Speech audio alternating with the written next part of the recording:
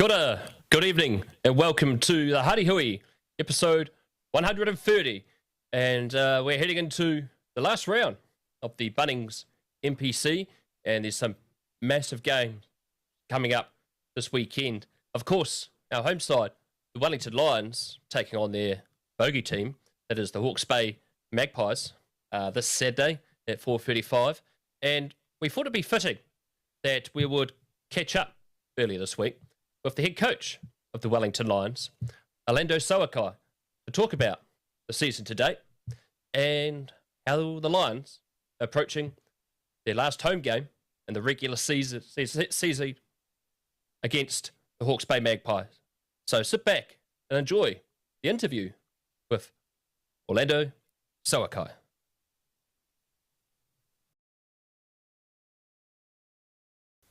We're here with the Wellington Lions coach, Alando Soakai. Alando, many thanks for coming on the Huddy Hui. What were the learnings from last week's game against Counties Manukau? Were they playing like men possessed? Because it was they got out to a blockbusting start, didn't they? Yeah, no, they did.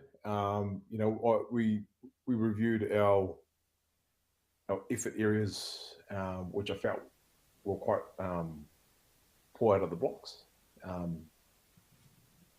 I reflected in our week, and I really felt prep going into the game was very good in terms of our standard to really set us up for that game. But they're a team that shows that when you give them possession and you give them the space that they want to play, they actually quite relentless around that area. So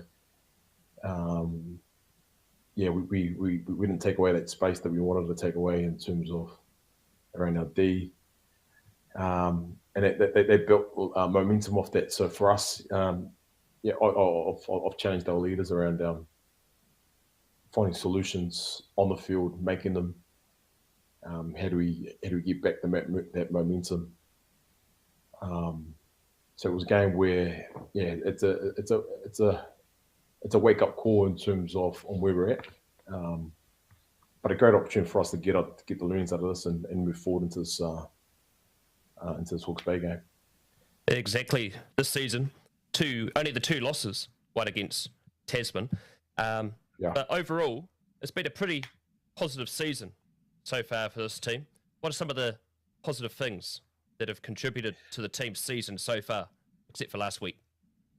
Yeah, no, I mean we've managed to breed in a couple of new Lions this year. The game against Otago was a game where it was intentional around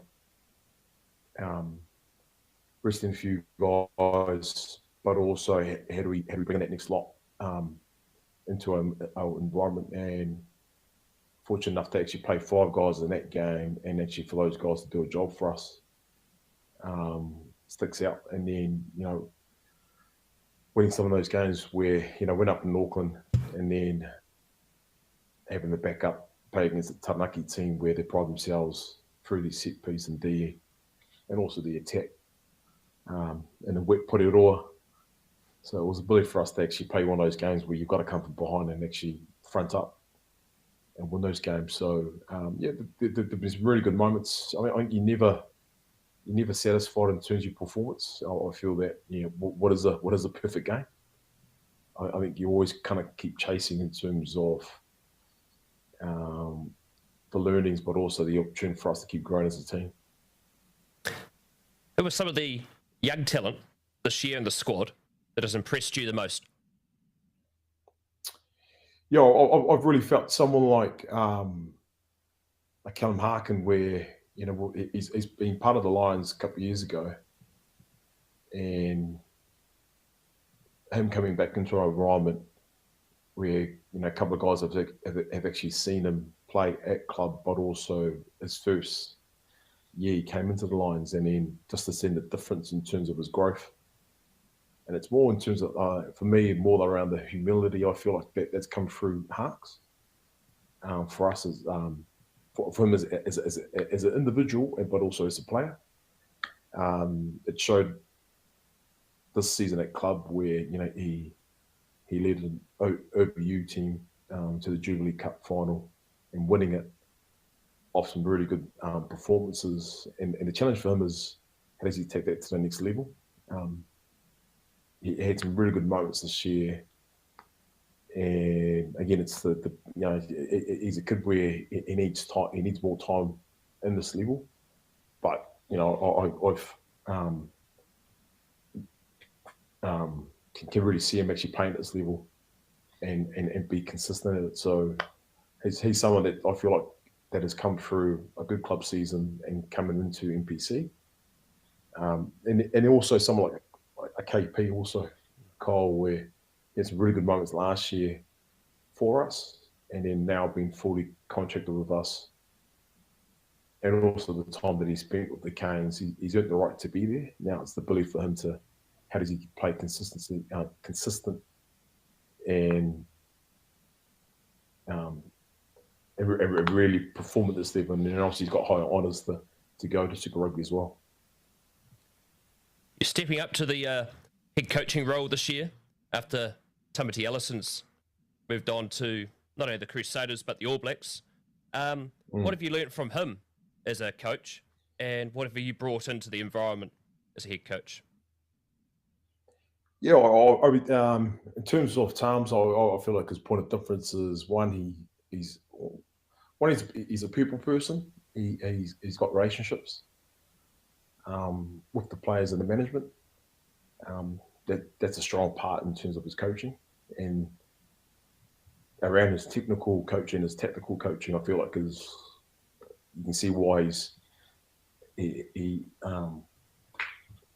that's his bread and butter, and he's very good at it, and he understands the collision very well in terms of with the ball and without the ball. And it was an area where that Wellington's been quite strong and consistent over the years. So it's an area where we pride ourselves. When we don't get it right, then we're a team that gets quite upset because we are quite brutal around the collisions. And it's something that he's actually left behind or laid the foundation for us around that area. For myself, I've really enjoyed it in terms of going into a head coach role. It's something that I've actually looked at doing at some stage, and I probably saw it the next couple of years that I'll get into it. But then, what is the right time? Mm-hmm. And I've really enjoyed it. I feel my strength was my planning and making sure we're really clear around our session plan and our weekly plan. I've really enjoyed it. It's obviously there's a lot more moving parts and a lot more people that you got to look after. And obviously, your office that you need to also have some form of connection to. But for me, it's just making sure that our players understand their role. Us coaches and manager are really clear in terms of our roles as well. You mentioned the moving parts of the setup. Your coaching staff this season, who are they and their roles? Yep. So if I'll start from terms of our attack coach is Trent Nerata. He's worn the spider, and also he went into coaching, and also some of that's actually coached through club age grade and actually come through the system. So for me, he's important to us as a team, but also to me in terms of my right hand man. Very good in terms of our own relationships. He's actually coached a lot of these guys. He's all played with these guys. So he's got a real good feel for in terms of the environment and the players. And yeah, his strength is on the grass, enjoys coaching. Then we've got Ryan Piper, who's our defense coach. That's come through the system. Loves defense, very organised, and obviously spent a lot of time at Petone. So you can't say anything bad about Petone when you're around them. And then obviously we've got Greg Halford, our scrum coach, that's been in the environment for a wee while now. He's more the senior figure in terms of our coaching team, and I've got a lot of respect for Greg. brings a bit of old school to it, but also brings a lot of humour and relationships. And also his experience, he's actually worked with a lot of head coaches in Wellington, so he's got a real good feel in terms of what works well within this environment, and calls a spade as a spade, really. So really enjoying them, and then we've got Bernie Upton, who looks after our lineup. I've enjoyed Bernie.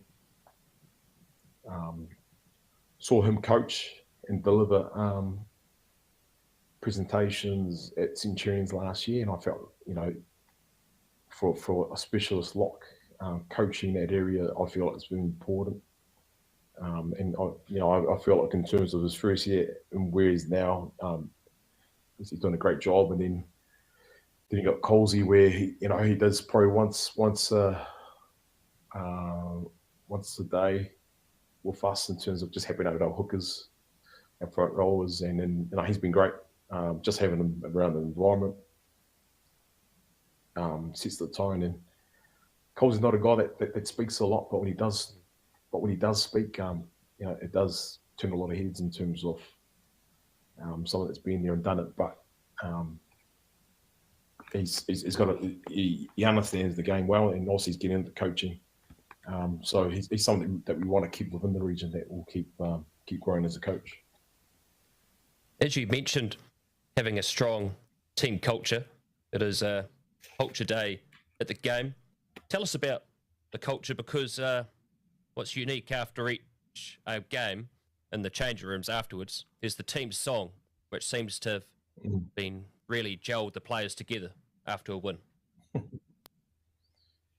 Yeah, I mean, I came into this environment last year where I feel that I can. I've got a good feel in terms of the environment and the people in it, and the culture that's within it.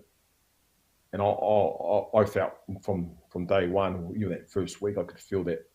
I could see why it's been successful the last couple of years. And it's purely through people, really. And also, we win our games, and our team song comes at the back end of the week. And for me, that's more the outcome and the success that's been put on throughout that week to that song. So for me, it's it's people for me that really sets the tone in terms of how we want to perceive ourselves on and off the field. Where did your rugby journey begin for you? Rugby journey, in terms of playing, or would you say coaching? Let's start off with playing. Well, I mean, I can go as young as 6, playing for Ponsonby Kelston up in Auckland. Was probably my first taste of rugby. No boots, running bare feet. So that was my first taste in terms of rugby. A couple of mates that are still in that team that are still good friends of mine. So played a big part of my career. In terms of my life, really, in terms of rugby. So I've got a lot of thanks in terms of the sport, but also the people that have been part of this whole journey. Ponsonby Council was my first rugby game, and then obviously from there to high school at Auckland Grammar, and then after high school, then shot down to Dunedin, and I was down at Dunedin for close to 10 years, and did my all my professional rugby in New Zealand down south. So that place down south has got a special place in my heart. And then went over to Japan and did my time over in Japan for 12 years. Played for 4, and then coached for 8. And then second year at Wellington. So it's been a journey. As you mentioned, Auckland Grammar, tell us about your time there, but also see Auckland are playing Bay Plenty at Auckland Grammar this Sunday, their NPC game. Do you think, the way it's going, do you think, like the Lions did it at Pairua Park, do you think more community venues should be the answer for the NPC? Yeah, I definitely believe that NPC should be heading down that track. Um, when you have your storm weeks and it's a Wednesday night, and you're playing in a stadium where you're not getting many attendance to it. For me, that doesn't make sense. But when you're taking it back to your grassroots, obviously took it to Porirua this year. Played Canterbury. Canterbury took it to Rangiroa, and that they had a real nice feel to it as well. And then obviously Auckland probably potentially could be the first provincial team that's taken to a high school game, to a high school precedent ground. So, I just feel with NPC there's a better feel to it in terms of grassroots, the community, and when you look at the comp this year, it's very tight. So to play at Auckland Grammar, well done to Auckland in terms of them taking it to back to community. Probably, well done. You mentioned Otago. You played a lot of your provincial rugby there for Otago. Tell us about your time there and what was your most memorable moment playing for Otago? Yeah, I mean, I really enjoyed it down there. I probably learned a lot in terms of life skills, and also the balance between footy and my rugby and university. In terms of rugby, really enjoyed my time down there. Came from an era where, my first year at Otago was 05, but I played for Southland in 04. I went on loan to down to Southland, and then but most of my games I played was for Otago. But then I was at a time where you had your Antons, you had your Cohamans, your Zard, Cohaman, Hofty, and then you got your Sayala Mapasuas, your Nick Evans, even your James Ryan. You're in that era where some of those guys are just there on their back end, whereas you go to 2007, they're at the World Cup, and then you come around a time in that era where some of those legends for Otago are actually moving on. So to get a taste of those guys, and to try to live up to the legacy down there it's humbling, because they're either local boys or you guys potentially from Hawke's Bay, or guys throughout New Zealand going down south to play rugby. So yeah, I really enjoyed my time down there at Otago, and then I was going down to the Highlanders. A place where it's probably given me a lot in terms of where I'm sitting here at the moment. You also played a bit of sevens as well.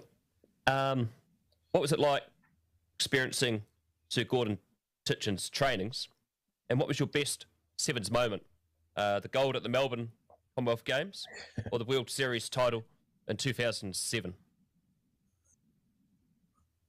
Yeah, no, I'd probably say that Melbourne, that Commonwealth gold was probably the one that stands out for me. I mean, back then it was a lot of players would potentially use the sevens back then to be that launching platform to get to Super, whereas now it's quite different now.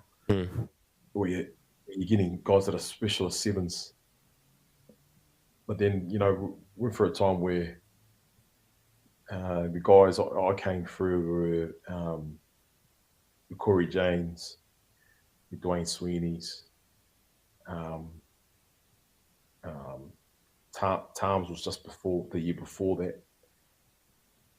So there was a big turnover in terms of when I came in, but it was going to that Commonwealth Games. I think the one before that I think it was Manchester. Yeah, so obviously there was success there. So there was a bit of well, we had to make sure that it wasn't on our watch to drop this one, but a couple of guys that came from Super to play that Melbourne Commonwealth Games, guys like Mason that came back, Josh Blackie that came back, Seni Anisi that came back for that, and Tammy Allison came back for that as well. So we had a really good team, real good balanced team, and managed to get the job done in Melbourne. So Titch's trainings will always be ones that you don't tend to forget. You do a beat test and you do a phosphate, and then from that you straight onto the ground, and then you're straight into doing an hour session. So they weren't for the faint-hearted. But he taught a lot around in terms of resilience. Moments in terms of tough moments where you got to persevere. Especially his trainings, his trainings were harder than games. You'd learn a lot just around in terms of space, learning in terms of you catch and pass. Whereas a game with Siemens, if you catch and pass is not accurate, you're taking that speed off the actual on the edge. So the ability to run at a certain pace, catch and pass, it's a hard skill set. But it was something that we always keep drilling in even in our warm-ups, would do lengths, and it would just be catching it, deliver. And if you're the one that actually didn't catch it properly, or it was just the wee stutter and you catch and you dip in it and you're passing it, like you could hear Titch. Yep. Just being on top of you around your catch and pass. So, being part of that environment allowed you to just sharpen up your skill sets, because again, in sevens you had to be really accurate, because a simple ball placement, bang, you're over. It's a turnover straight away. But no, I enjoyed my time then, and it was an opportunity for myself to actually have a crack at that, set me up in terms of going to Super. You mentioned about coaching 8 years, particularly over in Japan. But what was the key influence that got you into rugby coaching? Yeah, well, for me, my plan B after playing footy was I did a phys ed degree at Otago Uni, and the plan was to finish rugby, do a year at TCOL, and then go into coaching through high school. That was the plan. But at my time in Japan, at Kyoto Spears, was the coach at the time was Torai Kifu, and he actually allowed me the opportunity to do a bit of coaching. But I felt in terms of being a foreigner in Japan my role was to play footy and be at my best, but also in terms of how do I impart knowledge and give back in terms of the players. So what I was doing at the time was, during our skills lecture, I'd actually take a couple of guys and work on around our skill sets, and I felt in terms of those sessions and throughout the campaign where I got really interested around the coaching part of it, and the club saw it, and then the club asked me the opportunity if I was willing to go to be a player coach the following year. And it was a no-brainer. I just felt like, all right, it's come quick. So I decided to take the leap, and since then I've been on for the last going on to 10, 11 years now. So really enjoyed it. What's the update on Duplessis and his injury? Yeah, well, Dukes at the moment, obviously with his jaw injury, he could definitely potentially be back next week. He's been training for us for this week, which has been great. We've missed a little bit of Dupes these last few weeks in terms of his presence, his messages that he delivers when we're on the field. But just well, hopefully that we can definitely get him back next week. Get ready for that quarterfinal. And of course, team was named today. What players have you got back in the Lions squad this week? Yeah, so Hugo and Akira back in. Hugo's been up for the last couple of weeks. I feel especially in the type 5, you need an out and out lock, and he's our out and out lock. There's not many of those around Wellington Rugby at the moment. But really felt that Hugo's been playing some really good footy when he's been available. And obviously that experience that he's had done at the Highlanders this year has actually given him that confidence. But he's a player where he prides himself around his detail. He's a clever player. He asks the right question, and it's good to have him back. And then Aki also gives a little bit of momentum going forward. He's got moments where he's in the game, moments that he's out of the game. So the challenge for him is how does he stay in the game? In games against Otago, where I felt like he played really well. And then you got a Alando Soakai, but it's coming back, and this is his first game. And he was probably our best. He was one of our best players last year, and unfortunately, he picked up an injury at the back end of last year. And obviously, this year he picked up an injury during club, so we're excited to get Lossie back. Feel like he's a player that he can change the game. And then having back Billy Proctor back, with Billy, he fits like a glove for us.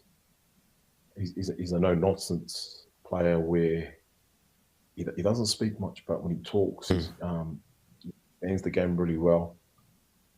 But he's got this quite presence around him. He's got mana in him, so and obviously Maddie's there. Then it's and his old man's played for the Lions years ago, so it's there's a pride in terms of these Proctor boys that they've got to deliver. So it's great to have Billy back for this game. This Saturday, Hawke's Bay to close out the round robin. How are you approaching this game on Saturday, and are you hoping that a W this weekend will book a home quarter-final? Because if you look at the table, it's pretty tight between the top 5 or 6. Yeah, no, it is. If you compare this table to last year, this one's been very tight. You could be at first after this week and be 5th or second down to 5th. So it's the table won't set itself until end of Sunday, really. So it's I feel like that's the beauty about NPC, where things are a lot tighter than compared to a Super Rugby.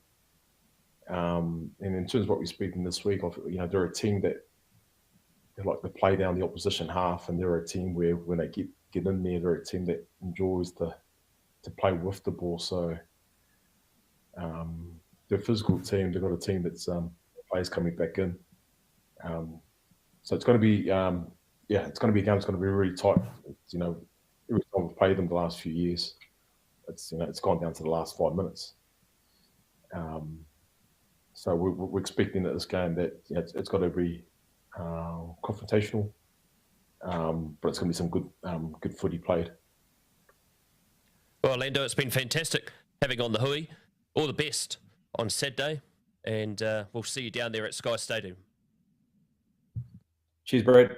Really enjoying in terms of what you're doing, man, and it's great to even highlight our local players that are coming through the Wellington system, and it's been awesome. Thank you. Thank you.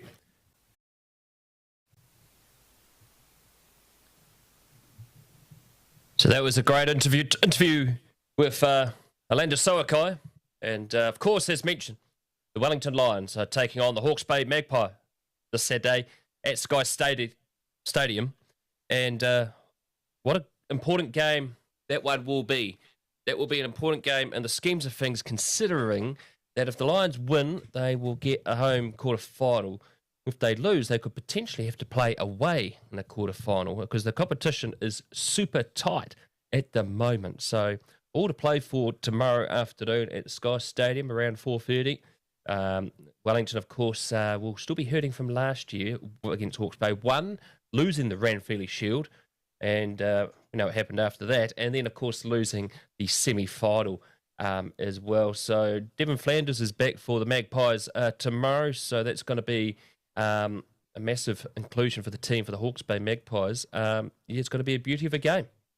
So we're looking forward to it here on Huddy Sports, and should be an absolute beauty of a game. Also, coming up on Huddy Sports, on Friday next week, we're going to be bringing you a live stream of the Hurricanes under-18s taking on the Crusaders under-18s from NZCIS at 12:30 p.m. So that is going to be an absolute beauty of a game to broadcast to you. I'd like to thank Wellington Rugby yet again, as we've had a good relationship with them this season as well.